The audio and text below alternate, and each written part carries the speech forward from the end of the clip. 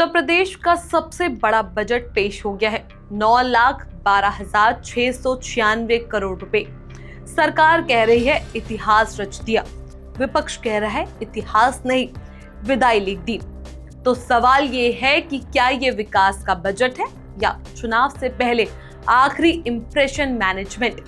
नमस्कार, आप देख रहे हैं द हिंदी टॉप। मैं हूं चेष्टा नागर और आज हम यूपी के इस मेगा बजट को नंबरों, दावों और हकीकत की कसौटी पर रख के समझेंगे। मुख्यमंत्री योगी आदित्यनाथ के नेतृत्व में सरकार का ये 10वां लगातार बजट है। वित्त मंत्री सुरेश खन्ना ने 2026-27 के लिए 9.12 लाख करोड़ का बजट पेश किया। सरकार इसे उपलब्धि बता रही है, राज्य का अब तक का सबसे बड़ा बजट है। लेकिन जरा ठहरिए, हर साल बजट का आकार बढ़ना कोई असाधारण बात नहीं है।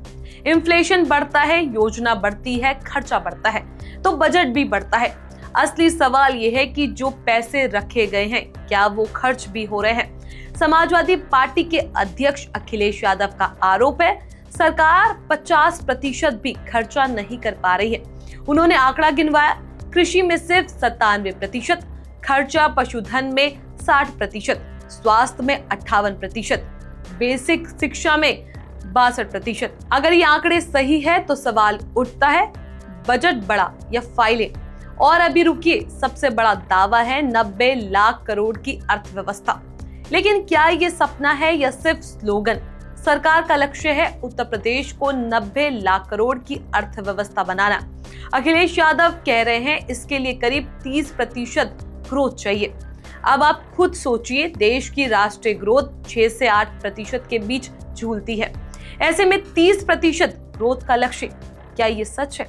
एमएसएमई सेक्टर जो रोजगार की रीढ़ माना जाता है, क्या उसे पर्याप्त सहयोग मिलता है? कृषि जहां प्रदेश की बड़ी आबादी निर्भर है, क्या वहां निवेश जमीनी स्तर पर पहुंचा? सरकार कहती है पर कैपिटा इनकम बढ़ी। विपक्ष पूछता है जिन्हें मुफ्त राशन दे रहे हैं उनकी इनकम कितनी है? यानी सवाल विकास का नहीं, विकास की गुणवत्ता का है। ये बजट योगी सरकार के दूसरे कार्यकाल का आखिरी पूर्ण बजट है, चुनाव से पहले का आखिरी बड़ा दस्तावेज। इसलिए रोजगार, महिला सशक्तिकरण, किसानों, युवाओं, हर सेक्टर का नाम बजट में चमक रहा है। लेकिन विपक्ष का तर्क है नाम से काम नहीं होता। मेट्रो परियोजनाओं पर भी सवाल उठे। अखिलेश यादव ने कहा पानी में मेट्रो चलाने लगे, लखनऊ के बाद विस्तार क्यों धीमा पड़ा? और जब सत्ता में रहते हुए विधायक द्वारा मंत्री के अपहरण जैसे आरोप लगते हैं तो सवाल सिर्फ बजट का नहीं, प्रशासन की साख का भी होता है। सरकार कहती है ये विकास का रोड मैप है, विपक्ष कहता है विदाई का दस्तावेज है। सच शायद बीच में कहीं है, क्योंकि बजट में घोषणाएं आसान होती है लेकिन जमीन पर अमल वही असली परीक्षा होती है। अगर कृषि में 97% खर्चा हुआ तो बाकी पैसा कहाँ गया? अगर स्वास्थ्य में 58% खर्चा हुआ तो अस्पतालों की हालत क्यों नहीं बदली? उत्तर प्रदेश का बजट बड़ा है, इसमें शक नहीं, लेकिन बड़ा बजट और बड़ा बदलाव दो अलग अलग बातें हैं।